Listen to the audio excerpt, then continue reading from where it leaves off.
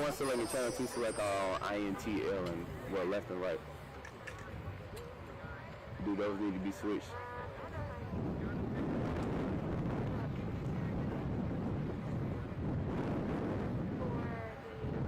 Okay. I'll get her. She's talking. I'll get her. Sound like it needs to be switched to what again? Put the man behind the curtain. Yeah. I like the voice of God stuff better. The voice for radio, but not the face. JT? Chris Bond needs to be okay. Okay, well, you got camera issues. You gotta, if you want a video, you better tell us which way we need to plug in. Oh no, we can't plug in. There's no output for the board, so it's going to be reliant on the microphone on the camera. It does have a very good microphone, so he should be able to get that.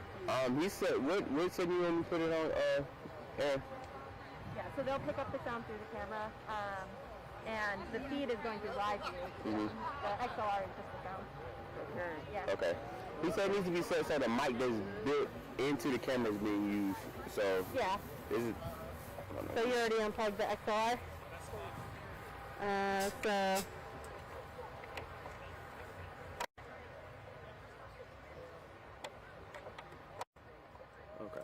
Talking to it or something, see if you can hear that. Hello? Can you hear me? You can hear me through the mic on the camera? Oh, mic.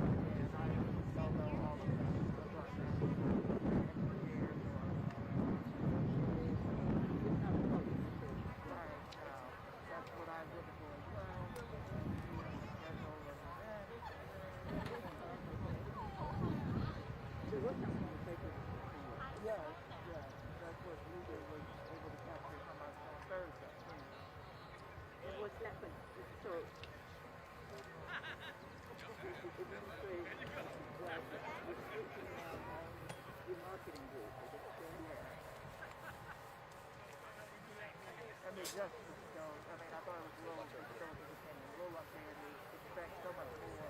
So much more it took us 10 years to do that work where the doors are, you know.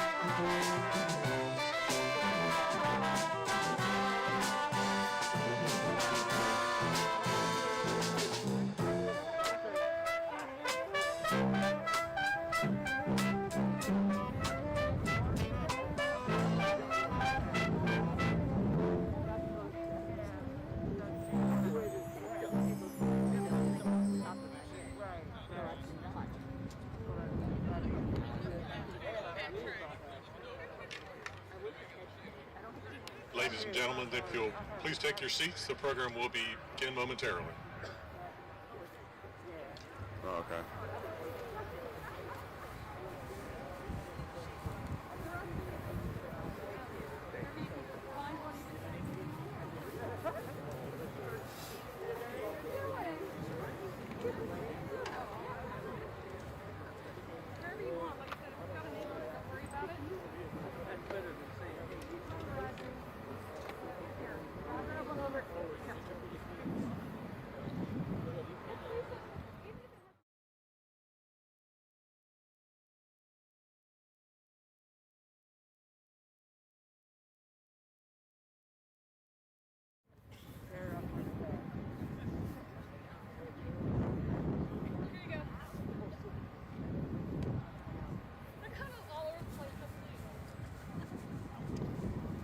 Good afternoon, everyone.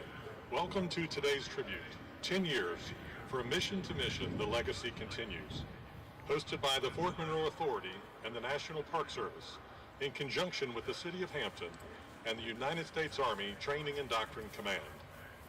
Today's music is provided by the Training and Doctrine Command Brass Band under the direction of Staff Sergeant Richard Risden. Please join me in giving them a big round of applause.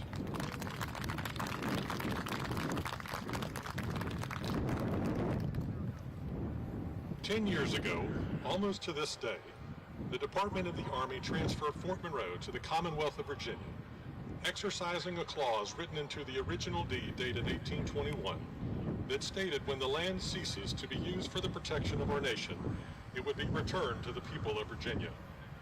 On September 15th, 2011, not far from here, history was made once again on what was called a spit of land, known as Kicquetan by its native people, Point Comfort by the English, and later Fort Monroe by the United States. The old oak tree on the far side of the parade ground, named the Algernon Oak, has witnessed over 450 years of strife and struggle, survival and triumph. Indeed, one has to wonder what we would hear if the tree could share what it has seen. In the past 10 years, much change has taken place, but one thing remains constant: Fort Monroe's mission to educate. It was here that the Army's earliest training school was established, the Artillery School of Practice. Throughout its 188-year commission, Fort Monroe trained the Army's fighting force, including its final mission as a Training and Doctrine Command. Today, Fort Monroe strives to expand the historical narrative, to give a voice to those who have previously been silenced in our history, and to welcome everyone with open arms to enjoy, experience, and learn. I would now like to introduce our first speaker. He has served as the Executive Director of the Fort Monroe Authority since September 2011. He is responsible for overseeing the operation of the property owned and operated by the Commonwealth of Virginia, consisting of 313 acres of land and almost 1.8 million square feet of existing buildings. He is a lifelong resident of the Hampton Roads community. He retired from the Virginia General Assembly after 10 years in the House of Delegates, where he served in several leadership capacities. He graduated from Virginia Tech with a Bachelor of Landscape Architecture and has over 40 years of professional land planning experience.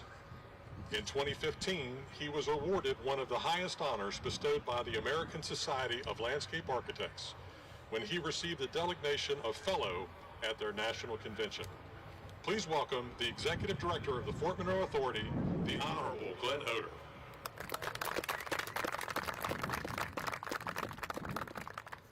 Thank you very much. It's an honor to be here. It's an honor to be with the people which have joined us today. I especially want to thank and welcome Lieutenant General Gervais and Lieutenant Colonel Retired Chris Gervais. Welcome. I also want to thank, let's do this, we'll save all the applause till the end because otherwise we're going to be shut out. I know, Mayor, you want to, let's do this.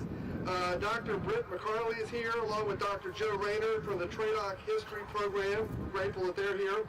I'm especially excited to see Colonel Tony Rance, retired. He was the last garrison commander at Fort Monroe in 2011, and heavens knows he did a great job with closing the base and made an example of a brat closure. Helping him was also retired Garrison Command Sergeant Major Leslie McCorkle. Is that correct? Leslie, welcome. Thank you for being here as well. We've got pictures of you, I believe, helping to fold the flag. What a memory. We also have with us the Mayor of Hampton, Donnie Tuck, and the Vice Mayor, James Gray. Thank you both for being here and your everlasting support for Fortress Monroe and the Fort Monroe Authority. We also want to thank people who seldom have been thanked in public gatherings, but the work that they did to keep the flame burning. Organizations like Project 1619 Incorporated, the Contraband Historic Society, members of the Casemate Museum Foundation. We are grateful for you and for all the effort that you did to keep history alive at Fort Monroe. Special thank you to our exhibitors and our historic interpreters that are here. And also a big round of applause in closing for everyone, but especially the United States Army Transportation Museum for bringing those fine vehicles today. Let's give everybody a round of applause.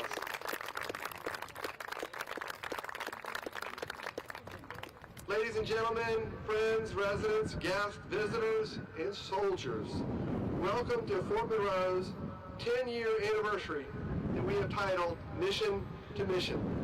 We chose this title because in many ways we continue the practices and traditions that the Army employed during their time at Fort Monroe. Although we do not train soldiers how to fight wars or colonels how to become generals, we have continued the practices of historic preservation, outdoor recreation, and the all-important mission of education. 10 years ago, we gathered in Continental Park in the shadow of the bandstand. Governor of Virginia, Bob McDonald, received a ceremonial key from the Army. After a pleasant exchange with General Cone, he passed the key to me, and everybody wonders, what did he whisper to you? After 10 years, I can tell you, he said, don't mess it up. Although the property did not transfer immediately, the revelation to me and our team, and eventually the Commonwealth of Virginia, was that we were in the process of owning 565 acres of land on a coastal island of the Chesapeake Bay with almost 2 million square feet of buildings, a moated fort, a tree that was over 400 years old, and we only had one water meter. We actually have two, but one is 5,000 feet off the property at the corner of Old Buckrow Road and Mercury Boulevard. To manage these public utilities, we entered into a contract with Veolia. Their professional team of engineers and utility specialists are the foundational reason for our success today. They accepted the utility management operations from the Army, and today we enjoy clean water, snow-plowed streets, a properly managed wastewater system, chairs that magically appear at outdoor events, and lights that twinkle during the holiday season. After 10 years of intense labor and unselfish support to the mission of Fort Monroe, I'd like you to give a round of applause to Veolia. Thank you, gentlemen.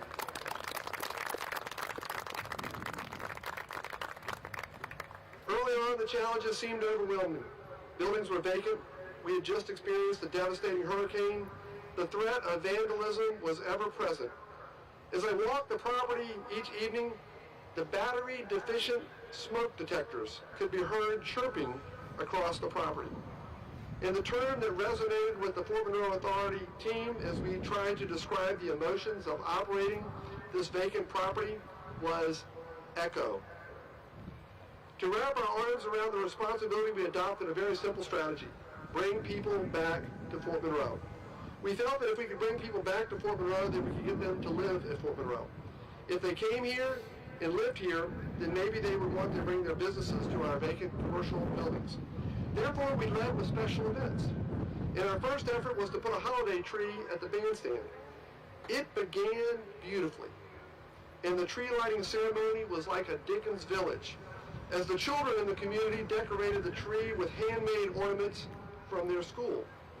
Regrettably, we had just entered into an unknowingly unwinnable battle with the winds of the Chesapeake Bay. By late December, the ornaments were gone. The lights had failed, and the tree had so many ropes holding it upright that it looked like it was caught in a very badly made spider web. But we built upon that experience, and today we have a thriving special events program that in many ways mirrors the quality events that were produced by the Army. Fort Monroe continues to be a popular location for weddings, ceremonies of all types, and venue rentals such as the Commanding General's residence, and concerts in Continental Park. The mission continues. The strategy worked. As people came back to Fort Monroe, the interest in residences grew, and today we operate at 100% occupancy of 170 residential units at Fort Monroe. As expected, commercial properties took a little longer. Oh, well, welcome down my residents there. They like that. As expected, commercial properties took a little longer, but as people came back to Fort Monroe, and with the help of our contractor, Old Point Comfort Real Estate Services, the interest in our commercial properties grew. I used to travel to other BRAC sites in our country, and I would be jealous as the executive director would drive me around and point to occupied buildings and great property accomplishments. Today, I beam with pride as I welcome visitors to Fort Monroe and point to businesses like Ouzelfinch Craft Brewery, the Dead Rise Restaurant, Paradise Ocean Club. Both the state police and the Hampton Police occupy buildings. We have a daycare center. Lawyers and architects occupy the Old Post headquarters. The community center is run by the city of Hampton, and the YMCA is back at the fort. The mission continues. Well, years ago, I could look in any direction and see problems that needed to be addressed. Today, I can look in any direction and see successes from below the ground to the top of the roofs. With great financial assistance from the Commonwealth of Virginia, we have repaired utilities, replaced fire hydrants, restored elevators, remodeled buildings, repaired railings, and replaced roofs.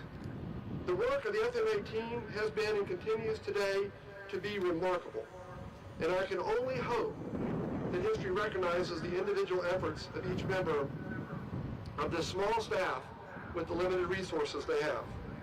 Like David slayed Goliath with a rock from a slingshot, Deputy Executive Director John Hutchison and the other members of the FMA had literally filleted giants with a butter knife. I have much more to say, but I'm trying not to trespass on your time. But suffice to say, our greatest accomplishments have been our partnerships. By reaching out to the City of Hampton, we have been able to fill the gaps typically provided by local government.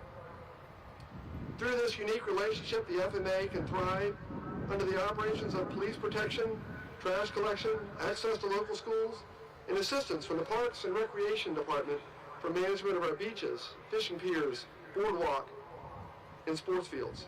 Thank you, Mayor Tuck and the City of Hampton. But there is no doubt that our greatest accomplishments in the property ownership and partnership that we have is with the National Park Service. While small in numbers, their hearts are huge. And we have created programs where we jointly manage the property, but most importantly, engage the public in education. As you all know, we inherited the Casemate Museum, and we have expanded that role to include the Fort Monroe Visitor and Education Center, a $9 million renovation of the former library at Fort Monroe. Educational programs, guided tours, participation in national conferences, and daily public engagement highlight our growing educational programs. Again, the mission continues. As we look to the future, our next destination is the design and installation of a memorial to the first Africans that landed on this site in 1619. Our aspirational goal is for this memorial to have the same unifying impact that the Vietnam Memorial has had on our country. A place where we lay aside the politics and the political arguments of the event, and we recognize the people who sacrificed so much and received so little recognition. What if our mission of education will also contribute to healing? As I close, I have left off many accomplishments and many names have not been mentioned. Please know that it is with deep respect and admiration that I hold each and every one of you close in my heart. I often hear executives say that the people in their organization are the most important asset. At Fort Monroe, I have come to realize that it's not just the people, but the passion of our people. That is the key to our success. Please know I personally cherish the effort of our contractors, maintenance staff, museum educators, operation administrators, and the directors responsible for the day-to-day functions at Fort Monroe. You have so much to be proud of, and I look forward to the next 10 years of continued success. And for the record, to those of you who wore t-shirts of the lighthouse 10 years ago, and it said, last one out, turn out the light, I would like to say, we kept the light on for you.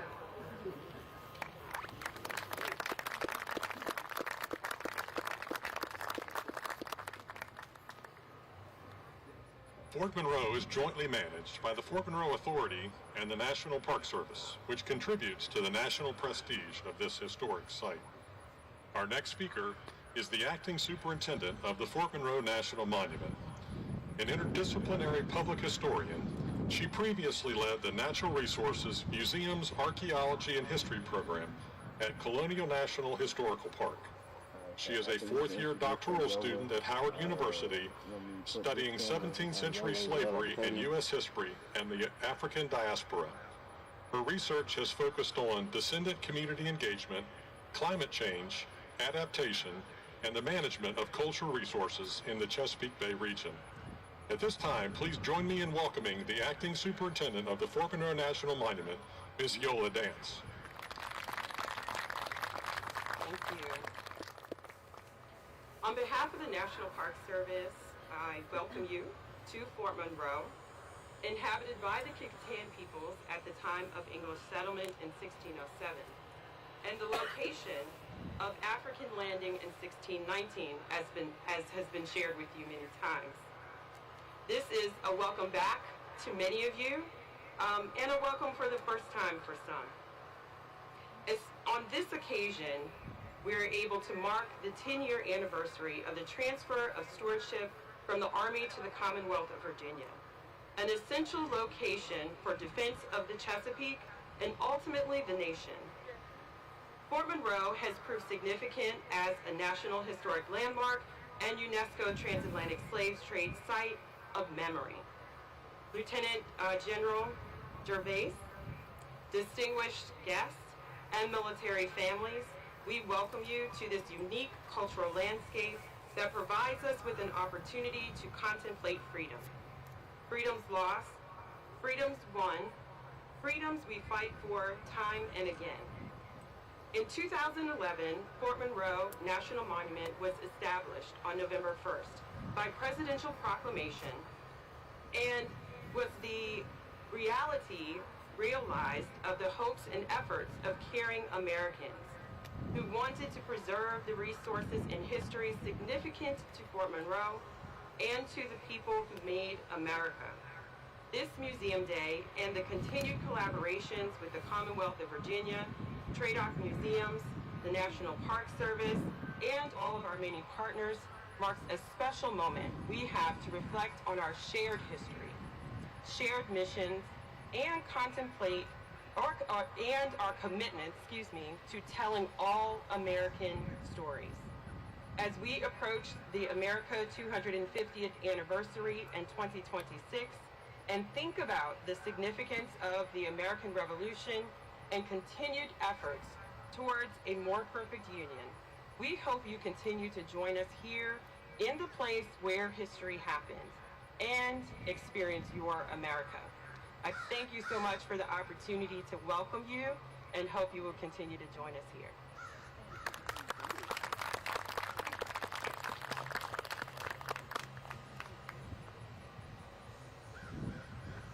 In a few minutes, the nation's colors will be raised over the fort's ramparts in tribute to the continuing legacy of the importance of Fort Monroe in our nation's history. Fort Monroe is supported by many extraordinary contractors. One of these companies, Veolia North America, has served as a public works contractor since 2012 and is responsible for the maintenance and operations of the flag over Fort Monroe. Their care and passion for this responsibility is commendable. Sean Fisher and Michael Woods from Veolia are here today to present the flag to Sergeant Nicholas Brott, in charge of the flag detail from the United States Army 7th Transportation Brigade Expeditionary at Fort Eustis, who will now lead the detail to the Flagstaff Bastion.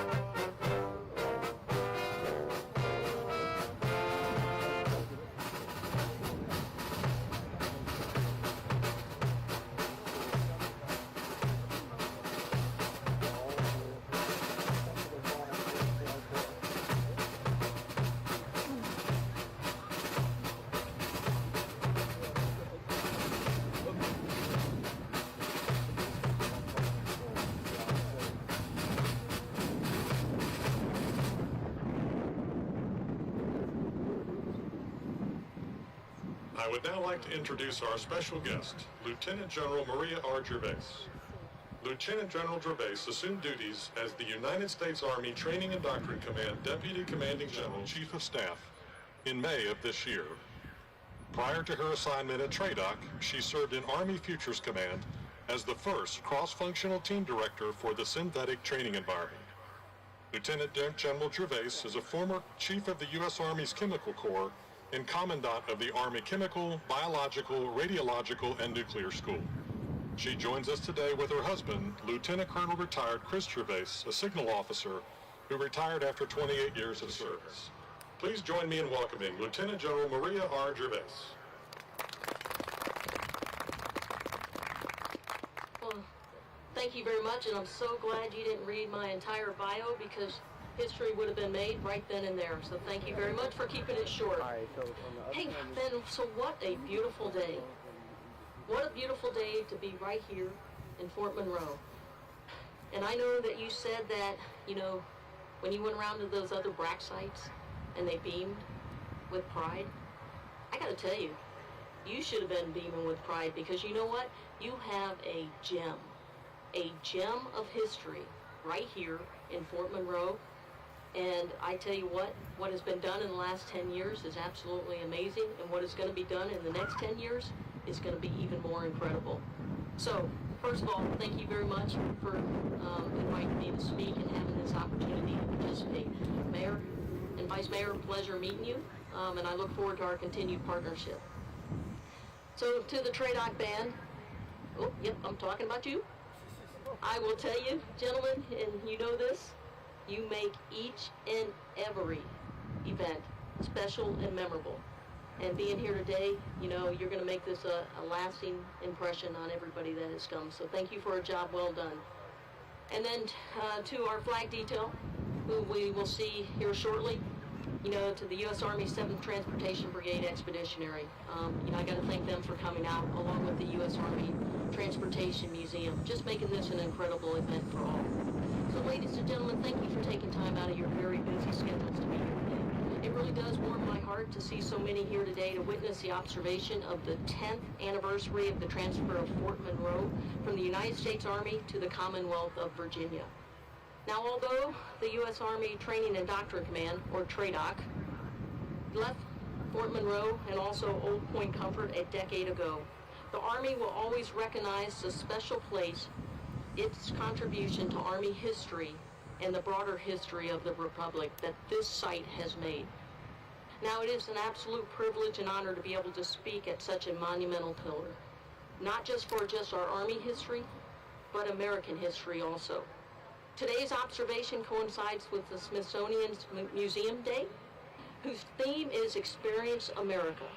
And I can think of no better place to experience America than right here at Fort Monroe and Old Point Comfort, along with the surrounding area, which is so rich in our nation's history. And so I thank you very much for the opportunity to be here today to speak. Now, although this is the first time my husband and I have been stationed in this area, I want you to know that we knew and we loved Fort Monroe without ever stepping on the ground. You see, we knew so many people, leaders, spouses, civilians, family members who had been stationed here, who called this place home. They spoke of the beauty, the history, and the importance of Fort Monroe, the significance of Fort Monroe to the Army, and the unwavering support of the surrounding community. And you could clearly tell that they loved Fort Monroe and being stationed here. And I always found myself in awe as I listened to them, and I desired to be stationed here too. Now, I regret that I did not have the pleasure of serving here, but TRADOC and Fort Monroe will forever be intertwined because of our duty to always put people first. Now, Fort Monroe has witnessed the creation of TRADOC in 1973, but Fort Monroe trained and educated soldiers long before then. Although headquarters TRADOC moved to Fort Eustis, Fort Monroe's Army's history and heritage still thrive under the watchful eye of the Fort Monroe Authority.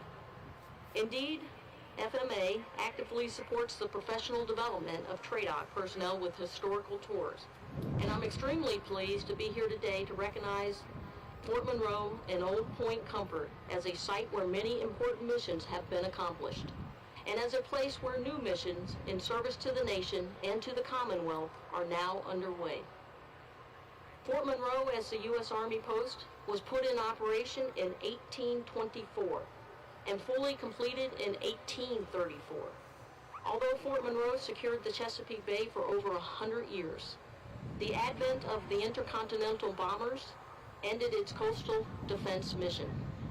From 1947 onwards, Fort Monroe became the site of successive major Army commands, primarily due to its proximity to D.C., and also because as our major Air Force and Navy commands at Langley and Norfolk.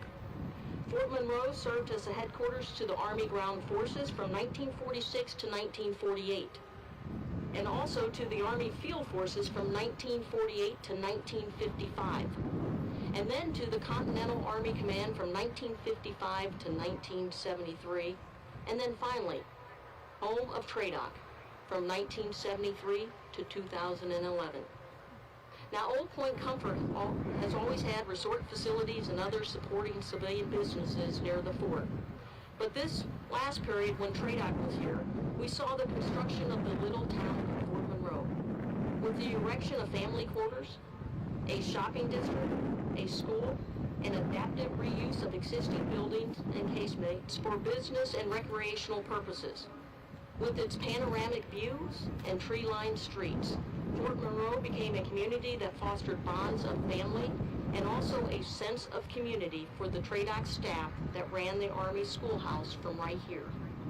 It is so heartening to see that under the leadership of the Fort Monroe Authority, both old and new community bonds are being sustained. The roots of the Army school system that TRADOC manages today can be traced to Fort Monroe. when the Artillery School of Practice was established in 1824. In 1918, Fort Monroe was also the first location for the Army School of Chaplains, our Army's religious leaders. That same year, the Army stood up its Coast Artillery Training Center at Fort Monroe.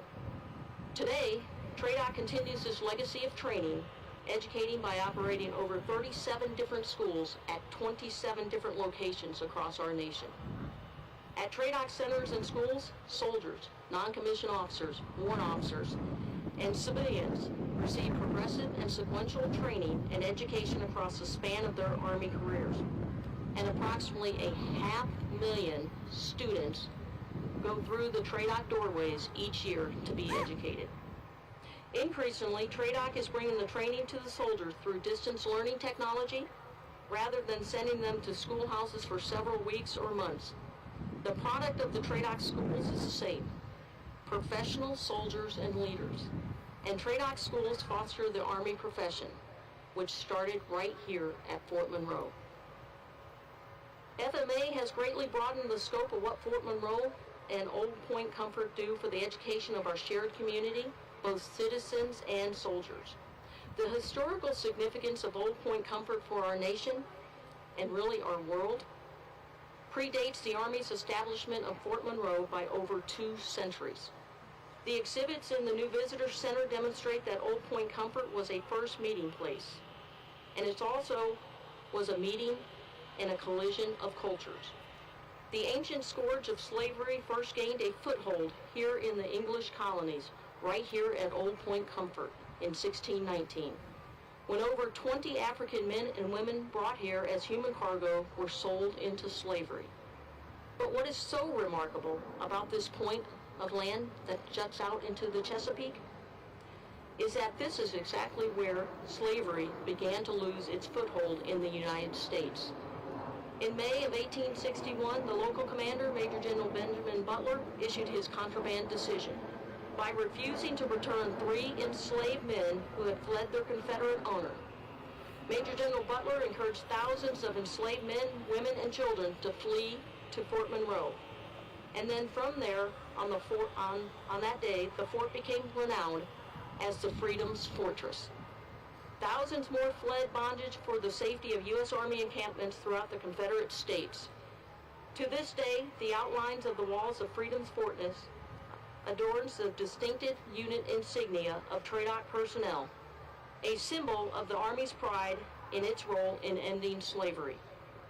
At the center of the U.S. Army Training and Doctrine Command's distinctive unit insignia is the shoulder patch of TRADOC. The blue, the yellow, the scarlet, vertical stripes. The colors of the stripes represent the basic combat arms of the infantry, the cavalry, and the artillery, respectively. The number of stripes represent the 3 components of the Army: active, reserve, and National Guard, and their unity for one Army.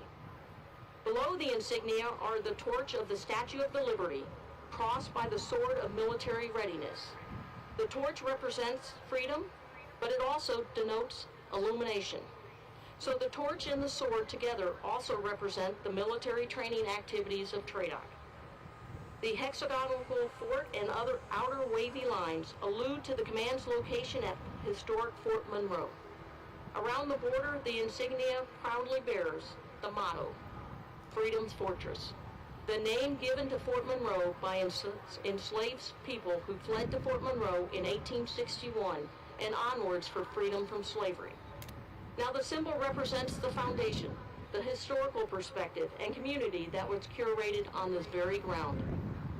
The United States Army's mission at Fort Monroe officially concluded 10 years ago. However, the missions that TRADOC executed from Fort Monroe continues at Fort Eustis and across our Army post. Army soldiers and civilians, as well as the general public, can still learn the Army's story right here at Fort Monroe. Due to the great work by FMA and the National Park Service's excellent stewardships of the grounds, the buildings, the fortress, and also the heritage of Old Point Comfort. So thank you very much for fostering this mission and enhancing Old Point Comfort's history to include the people whose stories have been neglected And thank you for your continued support of our men and women in uniform, along with their families, and also our veterans who continue to serve this nation. May God bless you, bless those that are deployed in harm's way, defending our freedom. God bless Fort Monroe, and may God always, always bless this great nation of ours. Victory starts here. Thank you.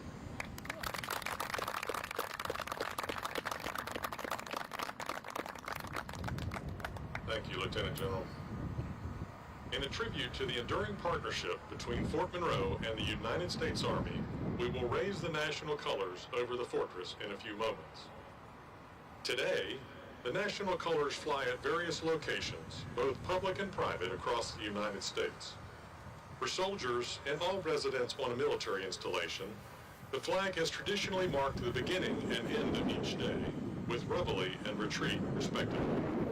But there was a time when it was considered rare to see the Star-Spangled Banner flying in all its glory. At Fort Monroe, the national colors can claim an almost 200-year history, accompanying the first garrison and the artillery school of practice in the early 19th century. This Flagstaff bastion has long borne the weight of the United States flag. And just as the United States has changed, so has the design of that flag. In 1837, a soldier on the South Seas exploring expedition exclaimed at the sight of the 26th star flag, "There is not air enough stirring even to display the stars and stripes from the flagstaff on the battlements of Fortress Monroe." In 1861, a 33-star flag witnessed the arrival of Frank Baker, Shepard Mallory, and James Townsend, standing as a beacon for the eventual arrival of thousands of formerly enslaved people. In 1900, a new flagpole flying a 45-star flag was installed on the ramparts above the Officers Club. When the Coast Artillery School bid Fort Monroe goodbye after a 122-year residency, a 48-star flag waved its retreat from the southwest bastion. And after the 50-star flag was lowered 10 years ago during Fort Monroe's final retreat, the flagstaff remained bare for 8 long months. In May of 2012, the Fort Monroe Authority raised the national colors once again, and today's residents of Old Point Comfort take pride in the sight of Old Glory flying from the Flagstaff Bastion 24 hours a day. The flag at Fort Monroe has borne witness to over 200 years of Army presence here and continues to oversee the mission of the partnership present today. Now, the Army Flag Detail will raise the national colors in honor of this lasting legacy and the continuing mission. Please stand and face the flagpole as we raise the flag over Fort Monroe. All right. Oh, you good, sir.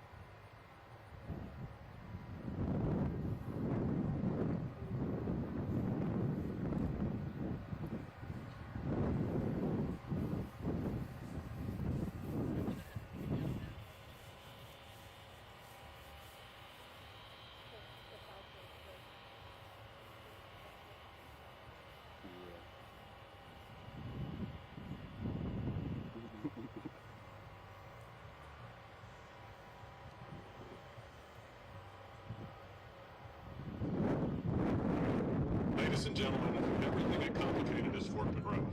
So due to a technical difficulty, this will conclude the formal part of the tribute. Please remain and enjoy the TRADOC Brass Band as it plays a medley of songs for our enjoyment this afternoon. Thank you.